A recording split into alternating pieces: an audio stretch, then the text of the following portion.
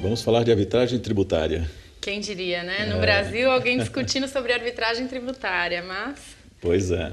Mas isso é muito importante. A arbitragem tributária no Brasil ainda é uma novidade, pouco difundida, pelo menos doutrinariamente, porque na prática nós não temos ainda nenhuma experiência própria, mas há outros países, como Portugal, que já estão exercendo esse tipo de experiência. Então, acho que é uma ótima oportunidade de nós estarmos aqui para conversarmos sobre o tema. E eu acho que a recente alteração mesmo da lei de arbitragem, permitindo, expressa muito, embora esse entendimento já tivesse pacificado na jurisprudência, de que o poder público pode participar de arbitragem e resolver controvérsias por arbitragem, acaba chamando um pouco a atenção pelo fato de que, por mais que o poder público possa, a gente não pode ainda fazer arbitragem tributária. Isso. Então, precisamos inserir a discussão aí no contexto tributário para a gente ver em que ponto a gente conseguiria implementar esse meio de solução aí tão aclamado no mundo para resolver as nossas arbitragens, as nossas controvérsias tributárias aqui no Brasil. Exatamente. E a primeira grande discussão é por que falar em arbitragem tributária, né, Priscila? Nós temos hoje um passivo tributário muito elevado. Só em execuções fiscais são 1 trilhão e 400 bilhões em passivo tributário.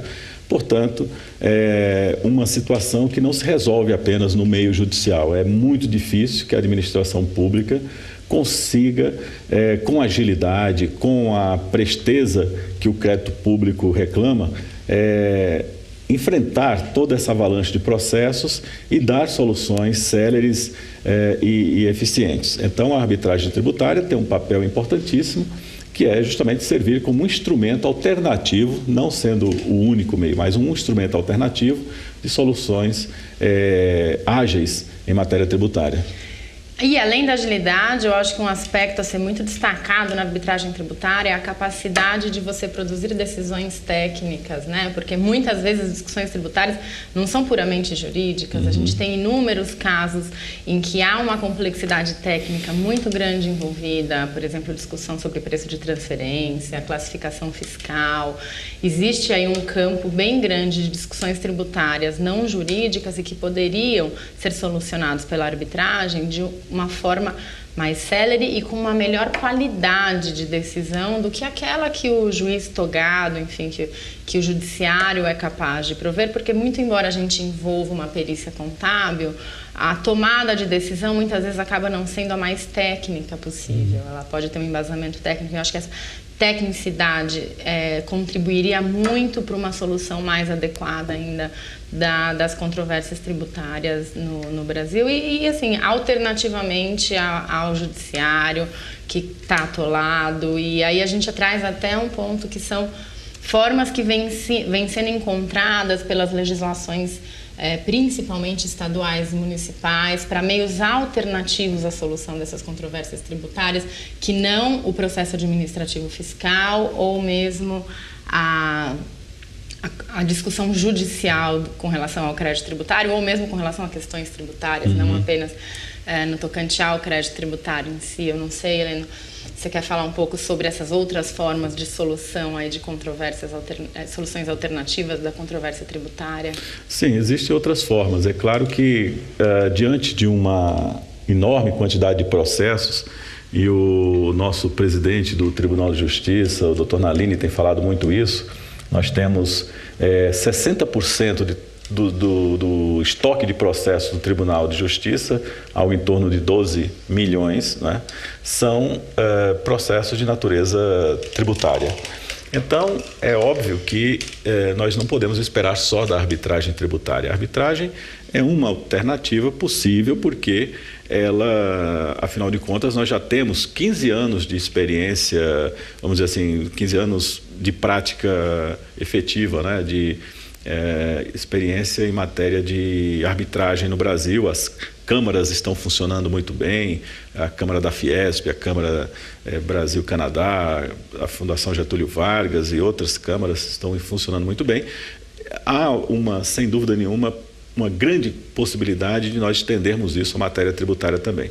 Mas esta não é a única alternativa possível. Nós temos outros meios eficientes também. Cito como exemplo a própria mediação, cuja legislação é recente, né, mas tem ali algumas referências importantes que podem permitir a sua aplicação em matéria tributária. Nós temos a Lei Geral de Transação Tributária, que está em tramitação no Congresso brasileiro. Nós temos diversos instrumentos específicos de solução ainda que podem ser testados, como a conciliação judicial em âmbito de execução fiscal. Tenho notícia que é uma medida que o ministro da Fazenda está pensando para introduzir numa proposta de lei de execuções fiscais que está em curso, em debate dentro do Ministério da Fazenda. E temos ainda as mais variadas formas de tentar compor os conflitos antes mesmo de eles se tornarem processo administrativo judicial no âmbito da própria administração tributária. Então, essas medidas elas vão ao encontro do que nós entendemos como meios saudáveis para a resolução desses problemas. É claro que existem também os parcelamentos tributários, que são transações com regras pré-estabelecidas, mas muitos deles hoje em dia talvez já não sirvam àquilo que nós esperávamos desses parcelamentos, como sendo uma única medida e uma forma realmente definitiva para a solução dos conflitos. Por quê? Porque os parcelamentos, por vezes, alimentam uma cultura de litigiosidade esperando o próximo parcelamento.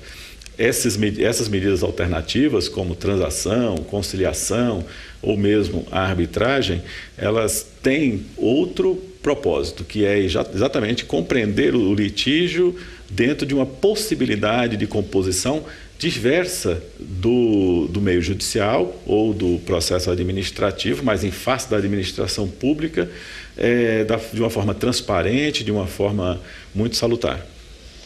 O que resta pensar agora é se haveria algum óbice, né? A arbitragem tributária não existe. O que você acha?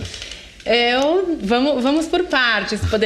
Podemos ter óbices legais ou óbices constitucionais. Há pouca doutrina que enfrentou o assunto e é contrária à arbitragem tributária. Costuma apontar o artigo 3º do Código Tributário Nacional como um impedimento legal à adoção de arbitragem tributária pelo fato de o crédito tributário ser indisponível, e trazendo aí a remissão ao artigo 3º do CTN. No meu modo de ver, o artigo 3º não apresenta nenhum óbice legal à arbitragem tributária, porque ele não trata da indisponibilidade do crédito tributário, mas sim da indisponibilidade da atividade de arrecadação e cobrança do crédito tributário. Tanto o crédito tributário é disponível que, como o Heleno comentou, temos anistias, temos transações, temos programas de conciliação, alguns até bem reconhecidos. Teve aquele programa do Pará que ganhou o prêmio do CNJ, do Conciliar Legal. Tiveram um percentual de 95% de casos encerrados, dos casos que foram levados à audiência para conciliação. Então, nos termos da lei, o crédito tributário é disponível. Não entendo que o artigo 3º seja um óbice à adoção da arbitragem, até mesmo porque, ao optar pela arbitragem, o fisco não estaria de forma alguma dispondo do crédito tributário, mas estaria, sim, de fato, renunciando à jurisdição estatal, judicial, para a solução daquele conflito tributário. Então, em nenhum momento o fisco vai, ao optar pela arbitragem, entender que aquele crédito tributário não seria devido ou que ele irá perdoar a dívida do contribuinte. Muito pelo contrário, ele vai optar, sim, por uma jurisdição, vai optar por afastar a jurisdição estatal e por escolher um tribunal privado para a solução daquela controvérsia. Com certeza isso teria que ter fundamentação legal e teria que ter deve haver limites legais para que isso possa acontecer, mas em havendo regulamentação da arbitragem, em que hipóteses a arbitragem pode acontecer, não acho que o artigo 3º seria um óbice. Não sei o que você pensa, Helena, inclusive sobre a Constituição. Tem gente aí que aponta a questão da inafastabilidade do judiciário, enfim.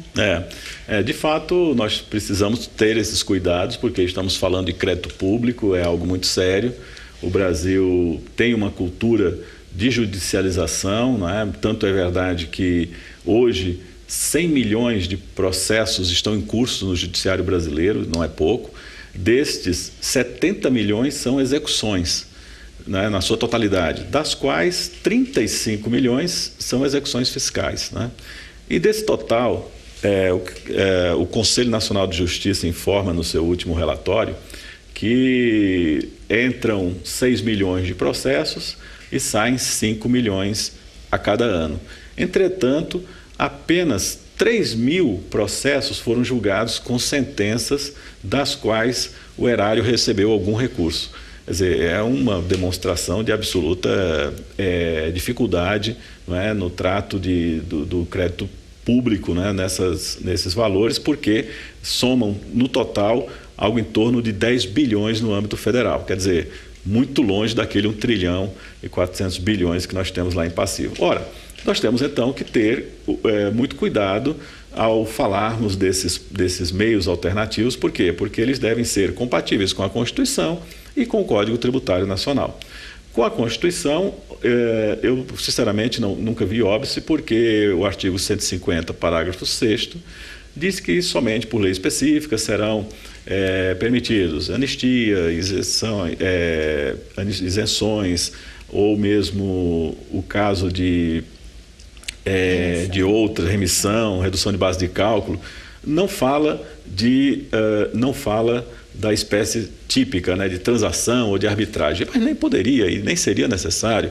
Por quê? Porque o artigo 146.3, ele, ao mencionar das normas gerais em matéria de legislação tributária, deixa claro efetivamente que essa legislação tributária poderá versar especialmente sobre crédito tributário.